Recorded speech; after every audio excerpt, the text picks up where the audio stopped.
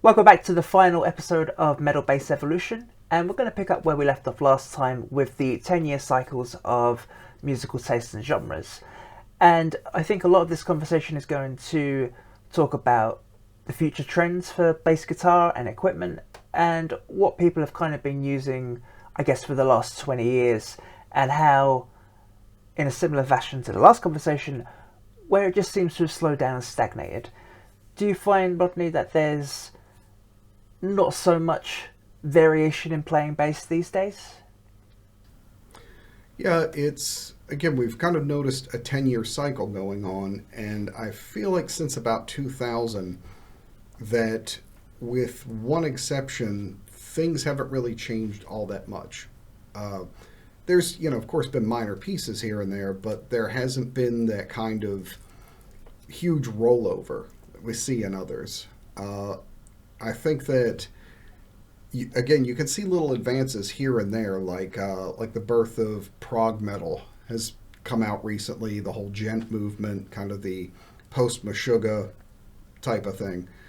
But while that's pushed, the bass using technique again to the forefront, pretty much in that one genre, you haven't seen changes outside of it that much. Tone wise, bass seems to be kind of coming forward again, and that's been good to see. But outside of that, there hasn't been kind of a real revolution after 2010 that you would normally see. And I don't know your thoughts on this, but my initial thought is because usually there has to be some type of problem that has to get solved that pushes things forward. And through that problem solving is how you get innovation. But now, because so many things have been fixed, it's, as far as technology, things have gone from the heavy bass heads to a lot of guys using pedals and preamps. You have Neo speakers making cabinets lighter and lighter, and smaller cabinets being more loud than ever. That even monitoring, some guys are just going all into in-ear monitors and things. And as far as bass, you have incredible clarity. There's no kind of one pickup maker just taking care of it. Where we saw the EMG revolution before, everybody's kind of adopted that model of hyper clarity. And even some of the really cheap basses you can get really good results out of that you couldn't decades ago. So that resistance isn't as much there. And I think it's having almost a down effect in that it's, careful what blessings you wish for, and that it's made things easy and that people become complacent, I think. And it's not forcing them to innovate. And that's what it takes sometimes, is you have to be forced into doing something because you have to go without if you don't do something about it. So I think that's reflected in the technology that's going on. It's basically we just have miniaturization. Everything's getting smaller, lighter. That's the goal for everything. And that seems almost like it's crossed over into music. It's just become, how fast can you put out the music? How clean can it be? How, perfectly rigid and perfect can it be? And that's, I think, having an effect, and why this cycle seems to be dragging out, is there isn't anything to push back against yet. So you kind of see that as maybe a mover? Oh, definitely. I think that since the 2000s, that record companies have just been commercializing every aspect of everything they can. So, like you said, there's just nothing to push back against, because the rebellious band is being sold to you. So there's nothing really there to be an antagonist against the mainstream music. It's sort of like everyone has their own flavour, which is good for the consumer. But for musical trends, as we've seen, it's been stagnant for the past 20 odd years. Far be it from me to actually stand up for a label, or at least make an excuse for them, because I'm not a fan. But I think there's another piece of enlightenment, and not getting too far off the subject of bass, but it does have to do with it in the end, in that now that things have been so democratized and people are able to put out their own music, you're still not seeing a huge wave. So what people used to blame on the labels and on corporations and stuff, maybe it wasn't always that way. It's, yeah, they had a huge hand in that, but the power is majority been given back to artists, and we're actually not seeing a turnover we used to see. And so it says that most artists too will jump on bandwagons and stay on them until something forces them not to. So it's not necessarily always been the corporation, and probably the real unpopular thing is always that the old Taoist kind of lesson of always appreciate your enemies, because it may have been people needing to fight back against the label and seeing them possibly unfairly as exemplary of the sterile music, that they would push back against it, and that's what gave us the next cycle. Now that the labels are becoming irrelevant and it's most artists' fault if they're sterile, you can't push back against yourself. It's kind of your own fault. Yeah, so it gave them something to fight against. And now that that isn't there, it's kind of what do the dragon slayers do when the dragons are all dead? Is staying there with their swords looking around. But you can see some interesting places where I feel like that some people are trying to push in those directions, but they're hitting a bit of a wall. Like the earlier reference of like progressive metal, that was interesting, and seeing that in some of the other subgenres coming out, because really odd time and inaccessible music that I didn't think would become that popular started to become popular. And hyper technical music, some of these bands that are coming out, I mean, I think we've probably reached the cap of what we can expect out of human endurance. Its technique is almost unexpected to be of damn near superhuman levels. So at a certain point, though, it's going to be anything, even something really spectacular and impressive, gets boring if you see it every day. So my thought on it is what we may be seeing out of metal, and this will be really interesting to see how it affects bass, is that metal might be having its grunge moment. And I feel like I'm starting to see the early cracks of it. That it's kind of like, the 80s and the 90s, where things had gotten so perfect with the recordings, which is, to me at least, definitely a problem. That, metal, this aggressive, rebellious type of music, has been sterilized and neutered. That it's become a studio project rather than this form of aggressive energy. But that getting kind of sterilized, image becoming more and more important all the time, the music becoming more and more homogenous, tons and tons of bands doing it, it looks exactly like late 80s, early 90s metal. And it got lashed back against by a movement that stripped everything back down, wanted more gritty, more real type of music. And I'm starting to hear that out of some of my students, out of fans, things like that. I'm just going like, it's just so boring that no matter how heavy the band tries to be, you can hear that it's gotten so clinical. And you see things like the Thrash revival, and going back to old school things, that those are starting to kind of become popular subgenres, is the revival thing. So I think we might be on the verge of that, and it took a longer than usual, but that we're going to see kind of metal's grunge movement, where everything just gets kicked in the face and it becomes very primitive again. Do you feel like you're seeing any signs of that, or what people are interested in? I have to admit, I'm out of touch with whatever's going on with music these days, so I couldn't comment specifically on what's coming out. But from what I do hear, like, on the radio or whatever, just personally, like, there are still radio stations that are just playing songs from the 2000s. Like, I don't hear new stuff. I have to go and look for it, which is really weird. And it kind of goes back to what you said about democratizing the the music industry, which is good, but it's also hard to just turn on the radio and find something different. But I'm also interested to hear, in terms of like your students, what are they doing that's different than stuff that's going on at the moment? Are they playing different basses? Are they using different techniques or effects? Yeah, it's what I'm starting to see, and I really hope this picks up, and I've emphasized it in a number of my videos and stuff, is I feel like bass has become basically an art form that's almost like from the year 2000 forward. And bass players aren't looking back at the full heritage that when they see, bassists from the 70s, 80s, and these really amazing ideas that it's completely alien to them. It's like the first time they've ever heard it, like that the influence of that just suddenly hit a brick wall and stopped. And how we kind of talked about bass becoming more guitar like. And they seem kind of fascinated about being able to either shred or still be prominent, but from a different perspective.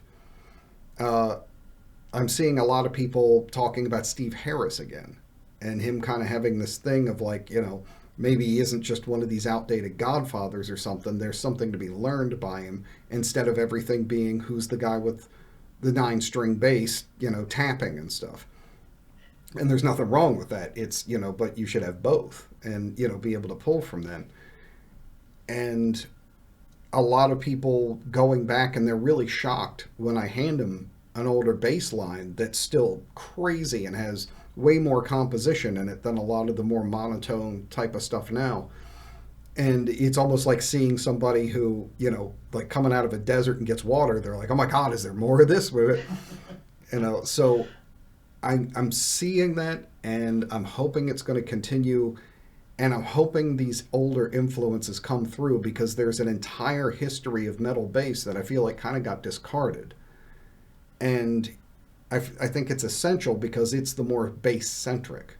It's less, I'm a guitar too, than it is this, I'm making a completely different musical statement along with the guitar and creating something larger.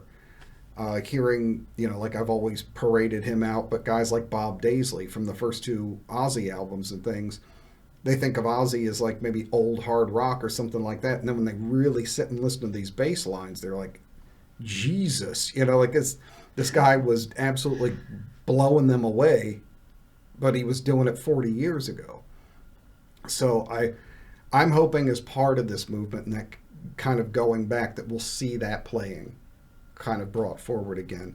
I think it's one of those times where everything's been pushed so far with technique and with technology and everything.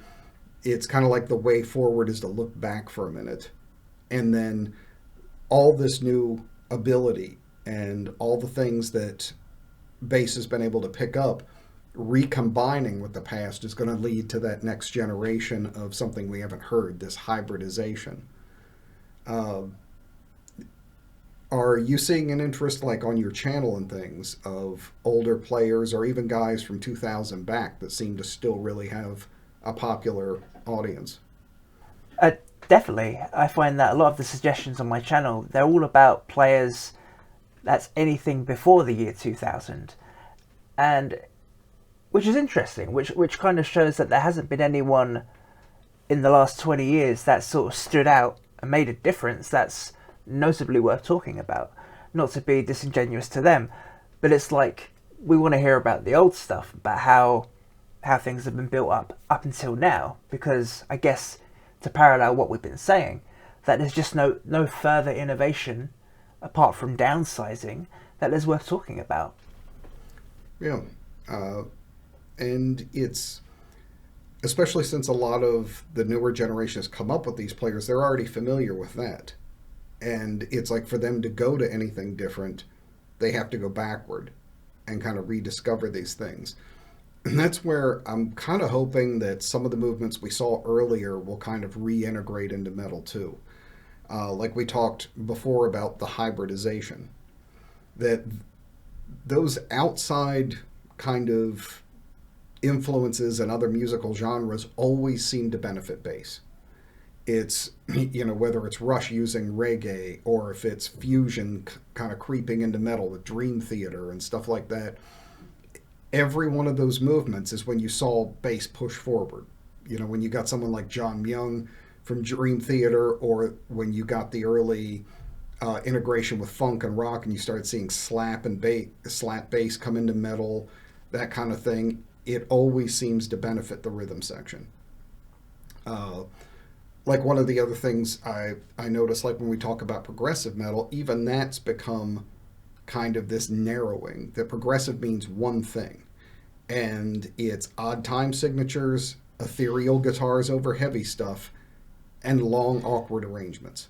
That's pretty much what it is. I'm not, you know, downing it. It's just it's become very narrowed into that, whereas progressive rock and metal haven't always been limited to that. It also meant bringing in other genres. It, you know, like the odd time thing and stuff, that was covered before too. You had bands like Watchtower and Fate's Warning and stuff. They were doing this stuff ages ago. But you also had bands like Faith No More who would radically reach out into other genres, and that was a punch to the face to hear for the first time.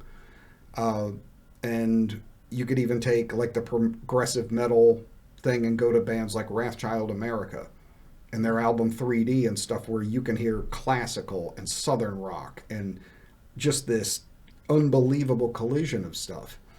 That mastery of the instrument didn't just mean lots of notes, it meant mastery over a ton of different influences.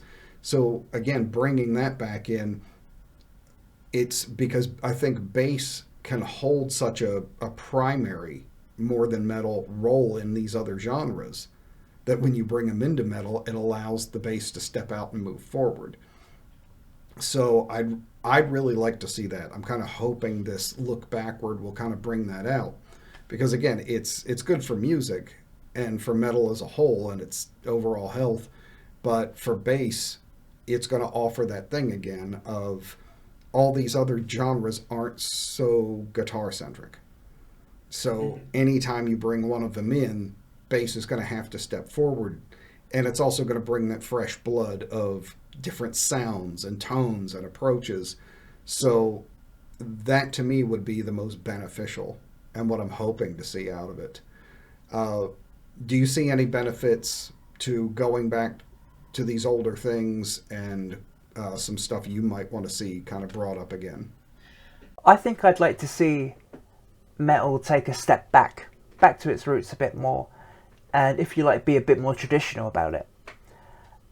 In the sense that, I sound like an old man now, I get off my lawn, tune up a little bit, don't go into low tunings, maybe back to the 4 strings, just classic metal, and have a bit more space in the actual music so you can hear the notes, because there's that old saying that music is in between the notes, or that sort of thing.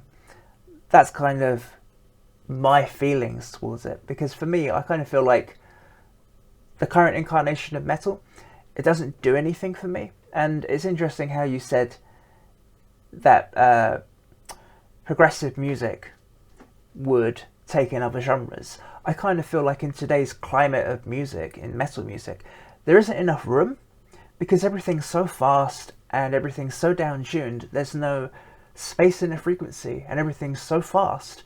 You can't experiment. You're sort of like this train speeding down a track from point A to point B. I get it. Yeah, I mean, bringing in those genres too would necessitate that. You know, bringing in other forms of music that aren't that high speed or on constant technical type of thing would necessitate some of that. That would be kind of my other part, and maybe where we differ a bit is I see metal having its grunge moment soon, but I'm hoping it doesn't kind of go how grunge went, in that what I would hope to see is a step back to gather this stuff and bring it forward into something new. Whereas I think outside of a couple of the grunge bands, they kind of went back and then it just became a revival. And I've seen the revival stuff already happening with metal, so I know people are searching. You know, there's the thrash revival that's come back, old school death metal that's, you know, people have kind of wanted the more basic and primal type of thing. There's all these pullbacks. I mean, and I may have to shoot myself if this happens, I'm even starting to see the revival of nu metal. You know, it's like too soon. Too soon. Yeah. After I die, then it'll be fine. But there's definitely a searching in these revivals, and that's what I think would be a letdown. And for bass too, because its role is already pre-assigned in those things. You know, it's like even if you go back to the great metal of the past or something where bass had more, I don't think that any form can survive. Metal bass isn't going to progress or become vital again or something interesting unless people go back and draw the core of what was, combine it with what is, and create what's new. If they just go back and start imitating it, then I think it's just kind of like it'll always just be the second tier of what's out now. And I see bands doing that. There's tons of, power metal's had its comeback, and, people, the descendants of Priest and Maiden and all that. And that's great fun and everything. But for me, it's like, I want to hear the next thing. I want to have the moment where something scares the hell out of me or shocks me, or I just go, what? Or, new sounds or something. And that can always be built on the past. You can go back and find some, real diamond of a piece of influence nobody's using and bring it forward. And, again, the hybridization of old school, some other genre, what's going on now, and then your own idea, that creates something really interesting and exciting. I'd be disappointed if the look back that it seems like people are going for just ended up in us reliving an era again, because then if you specifically have something that's not meant to innovate, it won't. And again, it goes back to that same thing of there needs to be some resistance. And that to me is going to be the hardest thing, is when you've got technical players and masters of the instrument that you can look at on YouTube all day and see really at the peak level of what human capability is. Gear is inexpensive. Gear's lightweight and easy to carry around. Recording is cheap and easy to do. What's the resistance? And I think like the resistance is going to have to come from getting dangerous again. That's the only thing. It's become so clean and so nice and so acceptable, is metal's going to have to take up its mantle of being scary and saying the things that aren't socially acceptable and things. And I know this is getting away from bass, but I think it directly informs it, because it informs how you play. And if you're saying something aggressive and you're being aggressive, your playing moves to the forefront and becomes aggressive. And that's like when you look at speed and thrash, how they came up, these guys didn't ever think they were going to get famous. They knew at the time they were the most extreme stuff ever. And they just were in a competition with each other. Who can play the fastest, the loudest, the most aggressive? And they just went for it. And that's why you have such vital music from that era that people still refer back to now, because everybody in the band, bass, guitar, and drums, were firing on all cylinders, just trying to make this statement. And that's where a number of our modern bass heroes come from. When you've got like Dave Ellefson, Frank Bello, you've got all the original thrash guys and stuff. People still look back at them and go, these guys were amazing. And they were doing it with heavy ass equipment, with expensive recordings, with no YouTube, with all of this stuff. So by pulling from that influence again, I think that's what needs to happen. It's almost like metal bass needs less of a musical influence as it needs an attitude kick in the ass. That it has to, if you want to innovate in aggressive music, you have to be aggressive again. And that would be the important lesson from the past, is that metal didn't get airplay. It didn't get all the stuff that it does now. And you have to get back into that mindset of, I'm going to do something because it matters to me. And that's when you go, okay, now I've got a big area to play because I don't care anymore. And when you play and you experiment, that's when you innovate. So I'm seeing the early sign of it, and I'm hoping that rollover is coming. And that would be kind of my fondest wish for metal bass, to kind of make metal angry again. I take your point. I think that's a very good point. And as we've been doing these episodes, I've been thinking about my tone and what I like. And I think it's very clear and obvious that we both differ in terms that you like very modern stuff. And, watching your videos, the basses you use, the equipment, the sound, very modern. Nothing wrong with that. It's your thing and you enjoy that. And as I was saying previously, talking about traditional, you're right in the fact that it shouldn't be repeated. It shouldn't just be another copy. We already have the old stuff.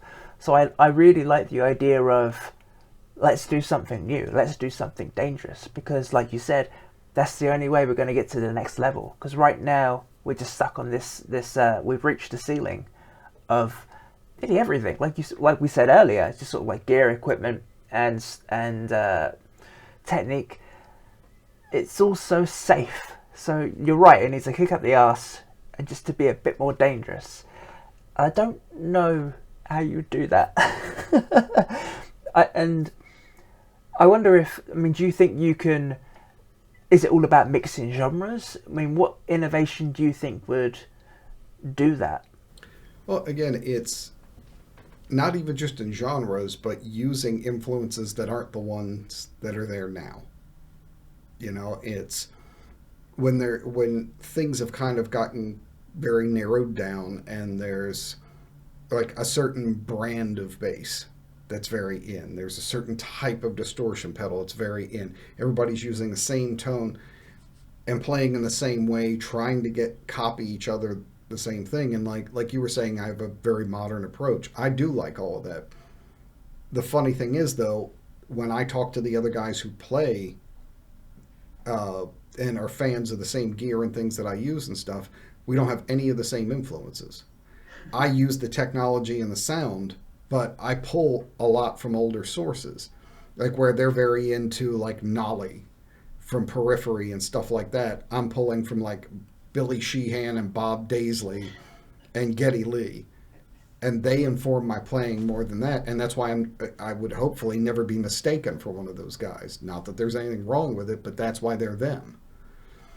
And that's kind of the crossover I'm talking about. It could get extreme to the point of pulling in, jazz or something like that, which would be one of my favorites. Not in the kind of progressive jazz like prog, but swing to me is something that is desperately missing in metal, that made metal and rock part of what it is, and it just got abandoned. Yeah. I'm going to cover it actually in a new video, but just taking, when you look at early Megadeth, a huge part of the power of that rhythm section was Gar Samuelson having a swing background and Dave Ellefson being able to just crush it right along with him in sync, and it gave this amazing feel to it. Pantera's entire career is a testament to how... Definitely. I can't believe people haven't picked up on it. It was like everybody goes, oh my God, the crushing groove that these bands had. It was Texas Boogie.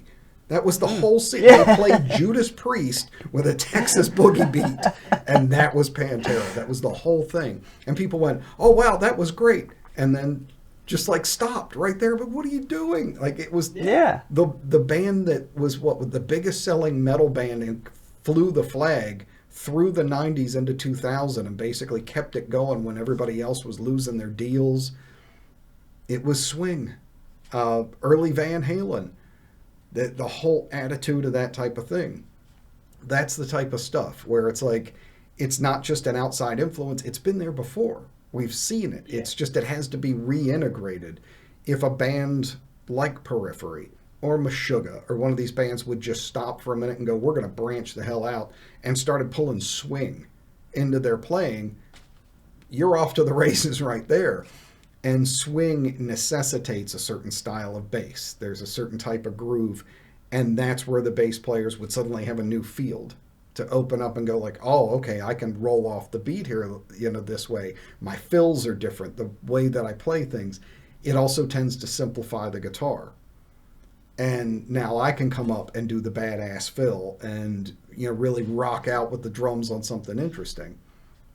And just something that simple, it'd be a minor revolution right there. So it's not that far away. And again, it's looking into the past to see what's coming up. It can't just be the past, it would be that. So that's where I would see an example of pulling in those other genres and letting it have an effect. Don't just throw it in there whole, a whole cased and everything, and just, oh, now we're doing this part.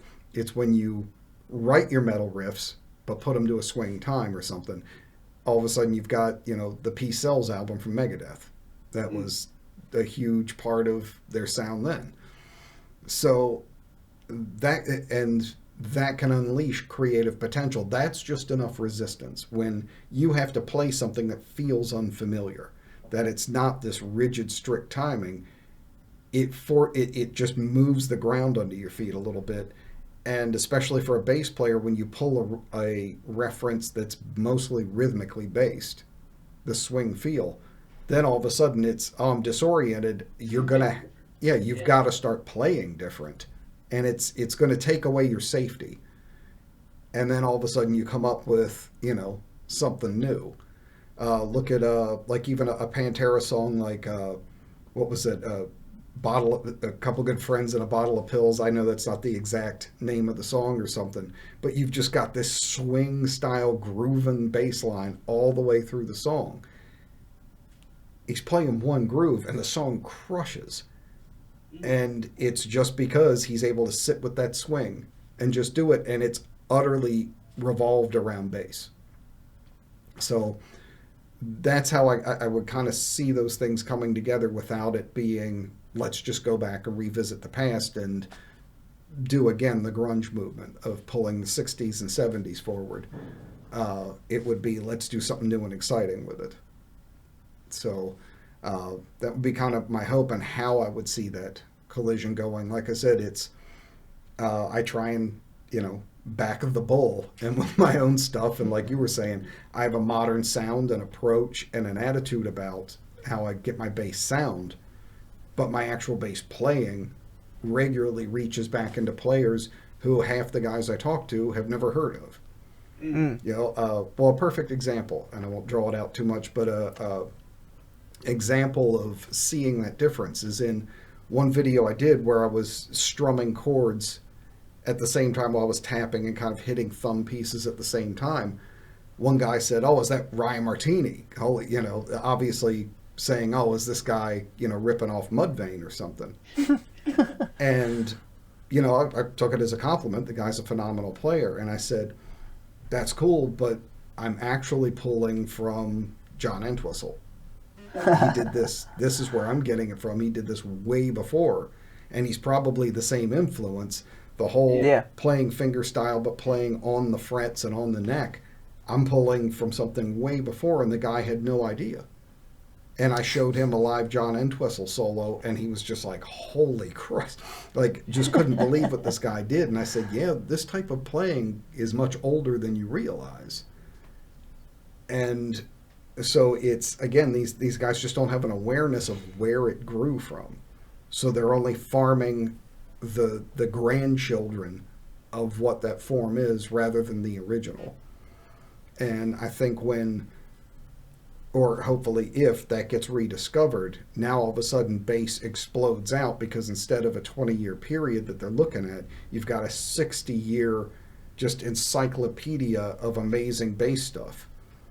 And that getting brought to the forefront again, I think, would be that next level. We'd hear something that I'm not anticipating, you're not anticipating, because people who weren't there for it the first time are going to hear it for the first time and hear it in a totally different way. So I feel like that would be the important part and what I'm hoping for. No. I was going to say, I think you really raise a good point. So two things that I can comment on. I think it just seems to be there's an approach in the music industry where everything has to be perfectly aligned in the grid, right? It has to be so tight, and no one's ever thought about just playing naturally, loosen it up. And I admit, I got into Pantera quite late, and when I started listening to them, just like you said, the idea of this swing and this groove and the feel, like, you just get into it. It's great. And then I listened to Pantera and think, this is great. What else can I listen to? And I went looking, and I'm sure there are bands that are similar in some variation of Pantera, but I didn't find what I was looking for, which was the groove aspect. I couldn't find that same feel. And so I really hope, in a similar vein to what you said, that there's like this rebellion against the grid and just loosen up, play naturally, and hopefully have a bit more space for the music rather than just sort of following the technology. And it's, again, interesting that while we're talking about it, it's kind of hearing your reflections of mine. I think I'm kind of starting to have a better understanding of it. That part of the reason I think maybe bass has become so guitar driven and things like that is bass is what creates that. It is the thing that breaks away from the grid. And when stuff becomes grid oriented, then it becomes much more a rigid instrument that functions like a guitar. When you take the groove away from a bassist, he's left with notes and riffs, and it becomes more guitar-like. So a backlash against the sterility of it, I think, would necessarily let the bass back into it.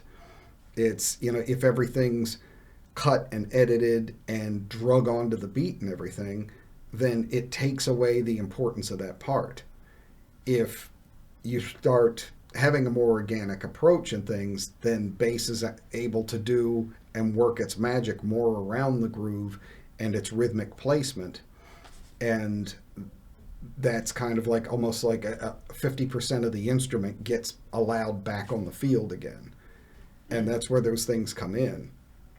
I've always said, at least in my own playing, someone on my channel asked me one time, they said, how I'm learning some stuff and some of the techniques you're doing, but I never seem to be able to groove in the way that you do. No matter what I do with this tapping, it always sounds like tapping. And that was my immediate thought, is because you're learning the tapping, but you're playing it like a guitar player in a rigid time. And I'm playing the tapping, but when I think of it as a bass line, not as a solo. Mm-hmm. So when I do it, I'm still doing swing feel with it, or it's integrated into the fundamental line. It's not simple supportive bass line right on the grid, and then I play this fast thing, and then I go back to this. It's the whole line. That's just a piece of it. And so I could almost see the difference between the two approaches there, and that one person's not understanding why they're not getting a groove when they try and write with the techniques, and I am. And it's because I'm not trying to create from a guitar-centric point of view. I'm creating a bass line that happens to have technical parts. I'm not taking a guitar line and trying to jam a little show-off piece for a bass into it. And that's why all of it feels like one idea on one side, and the other it's one idea and then this other thing all of a sudden, and then back to this idea. So that kind of split is, I think, part of exactly what we're talking about. Whereas when things get so rigid, the instrument whose most basic function is to provide a groove and rhythmic center to something, half your job gets taken away from you. So you start imitating the closest instrument, and it becomes a low-tuned guitar, Hopefully we've given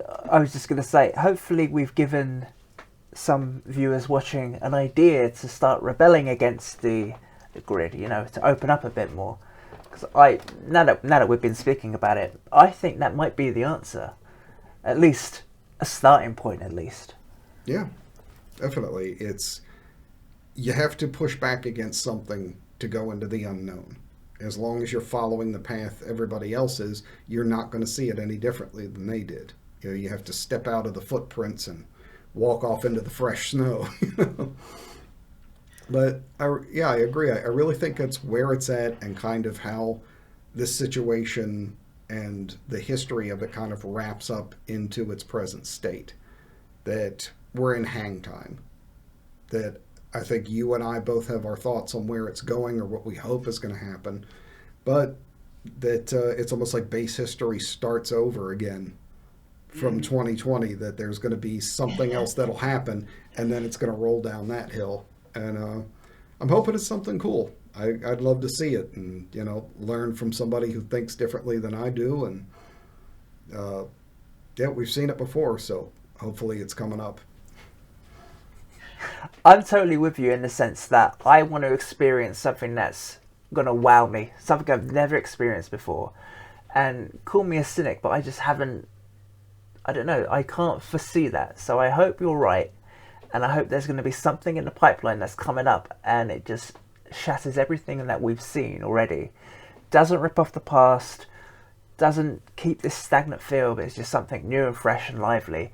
And I don't mean like sonically, it can be a groove thing as well, or taking in different genres, like just something different, because we've done the new metal thing and everything we've got at the moment, and it just feels stagnant. So I'm hoping what you say is true, and there's going to be this new thing coming down. I look forward to that. Yeah. Well, it's inevitable. It really is. I mean, things can only go so long, and there's new generations coming.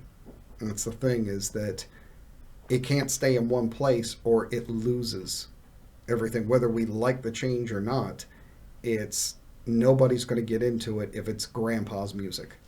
They're going to keep trying to turn it into something that they get and they understand.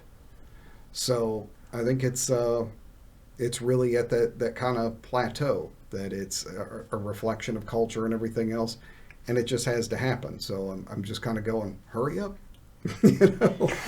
Wait, come on. Yeah. So my closing thoughts, I feel, are kind of in there. If you have any other thoughts, that'd be great. But I think this kind of brings us up to modern day, and the evolution has hit its plateau for right now. I think, without reiterating the conversation we've already had, I think the rest is up to you guys out there. It's up to you to change what we've been listening to, and I, for one, will look forward to that. Definitely. And I think it'd be great for anybody watching and people who've been following the series, if you think you see some of this stuff that's going on and you have suggestions that we haven't heard up to this point, or ideas that you have about it or where you think it's going, definitely keep the conversation going in the comments, because there could be underground kind of genres starting to go that very few people know about, that you might, and give us a good indication where the next evolution steps going. And I'm excited to see it, so definitely fill us in. I'd be happy to hear it. Definitely. I'm completely out the loop, so by all means throw me suggestions, give me everything you got, because I'm still back in the 80s. Well, hopefully it won't take to the 2080s for something to happen. Well, it's been a fantastic conversation. For anybody just joining us, please go back and watch the series and chime in whenever you feel like there's something to be contributed. I really enjoyed getting to air the ideas and hear another side, and the comments have been great and everything. So I appreciate you watching and following the series. And again, if you have anything to contribute, keep this thing going. Even though this is the end of the video series, the conversation can keep going. So I'm much appreciative to it and all the comments and ideas that have been contributed so far. And Alfie, it's been an absolute pleasure. Thank you, Rodney. No, thank you very much for inviting me. I've had a lot of fun, and I've learned things that I didn't know before, and so I'm very grateful. Thank you very much. Absolutely, my pleasure. And that's going to be a wrap for the series. So we will see you below in the comments. Take care. See you later.